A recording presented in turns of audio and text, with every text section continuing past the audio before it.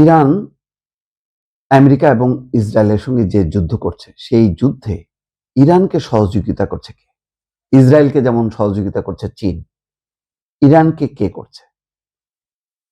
আপাতত দৃষ্টিতে বড় কোনো শক্তি দেখা যাচ্ছে না, কিন্তু ভেতরে ভেতরে খবর প্রকাশ হয়েছে দুটি।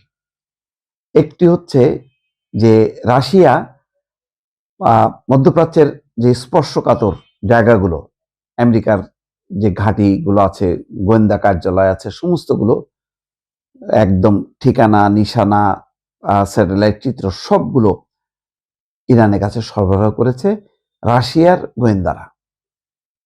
অন্যদিকে আজকে আরেকটা খবর সেটা প্রকাশ করেছে আনন্দবাজার পত্রিকা, চীনও সহযোগিতা করছে ক্ষেপণাস্ত্র তৈরির কাঁচামাল সরবরাহ করার মধ্য দিয়ে।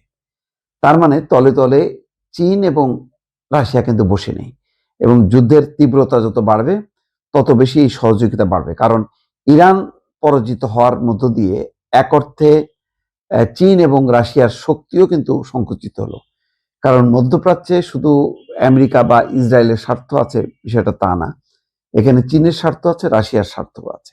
আন্তর্জাতিক প্রেক্ষাপট যদি বিবেচনা করা হয়, এই ধরনের যুদ্ধে যদি জয়ী হতে থাকে আমেরিকা এবং ইসরায়েল, তখন কিন্তু শক্তির ভারসাম্য নষ্ট হয় চীন এবং রাশিয়ার ক্ষেত্রে।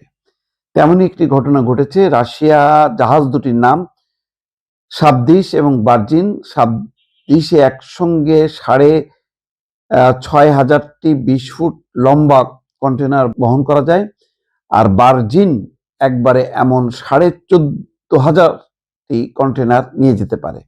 সম্প্রতি দক্ষিণ পূর্ব চীনের জুহাইয়ে গাওলান বন্দরে জাহাজ দুটি নোঙর করেছিল।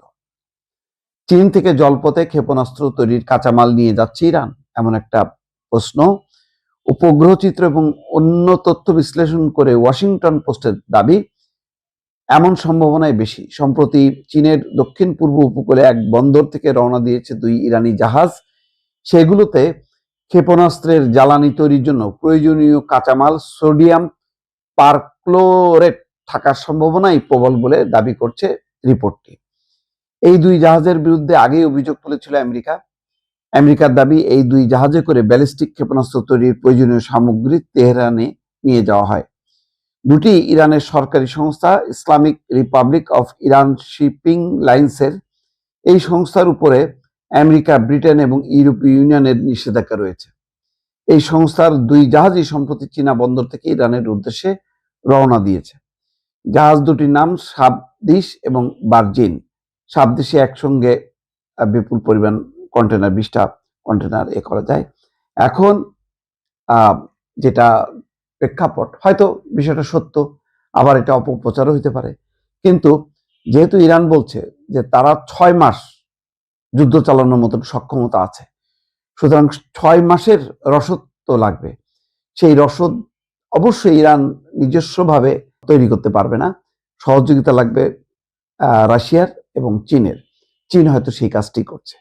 যদি বিষয়টা এখনো ইসরায়েল বা আমেরিকা আনুষ্ঠানিকভাবে কোনো প্রতিক্রিয়া দেখায়নি, কিন্তু যদি সত্য প্রমাণিত হয়, তাহলে এটা নিয়ে নিশ্চয়ই চীনের সঙ্গে একটা সম্পর্ক অবনতি হবার আশঙ্কা আছে ইসরায়েল এবং মার্কিন যুক্তরাষ্ট্রের।